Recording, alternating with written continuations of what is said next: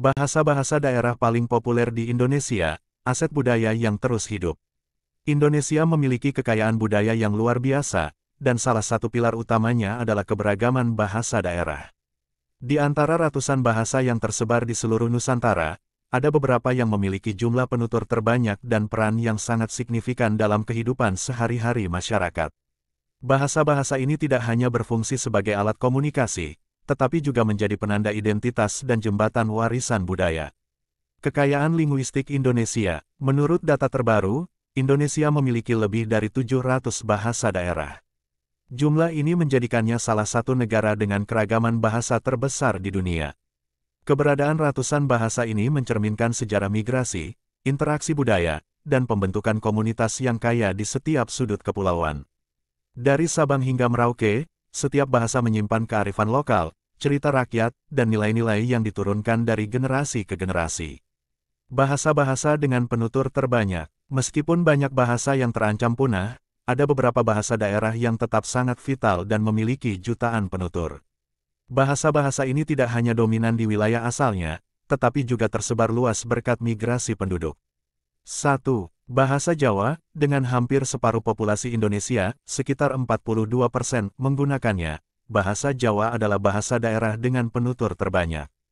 Populasinya yang besar dan migrasi suku Jawa ke berbagai pulau, seperti Sumatera dan Maluku, menjadikan bahasa ini meluas di luar Jawa. Bahasa Jawa memiliki beberapa tingkatan, seperti ngoko, krama madya, dan krama alus, yang mencerminkan sistem sosial dan etika masyarakatnya.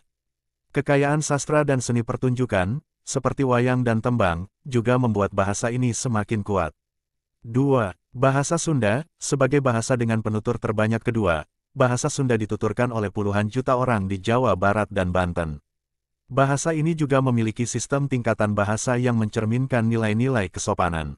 Seni tradisi Sunda, seperti kesenian tari dan musik, banyak menggunakan bahasa ini, menjadikannya bagian tak terpisahkan dari budaya Sunda.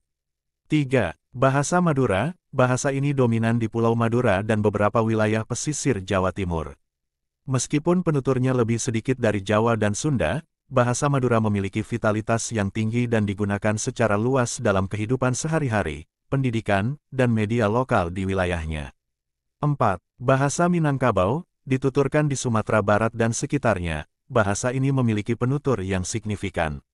Penutur bahasa Minangkabau tersebar luas karena tradisi merantau, yang juga turut menyebarkan budaya dan bahasanya ke berbagai wilayah di Indonesia.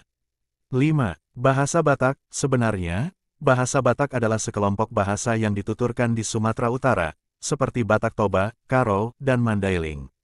Penuturnya yang mencapai jutaan menjadikan kelompok bahasa ini sangat penting dan berpengaruh di wilayah Sumatera. Peran dan tantangan. Bahasa-bahasa daerah dengan penutur terbanyak ini memiliki beberapa peran penting. Selain sebagai alat komunikasi, mereka berfungsi sebagai 1. Identitas budaya, bahasa menjadi cerminan nilai-nilai, cara pandang, dan identitas kolektif suatu suku. 2. Media pendidikan dan sastra, banyak dari bahasa ini sudah didokumentasikan dengan baik, diajarkan di sekolah, dan digunakan dalam karya sastra, dari puisi hingga novel. 3. Media lokal, penggunaan bahasa daerah dalam media seperti radio, televisi, dan surat kabar lokal memperkuat posisinya dalam masyarakat modern. Namun, tantangan juga selalu ada, terutama dengan dominasi bahasa Indonesia sebagai bahasa nasional dan bahasa Inggris sebagai bahasa global.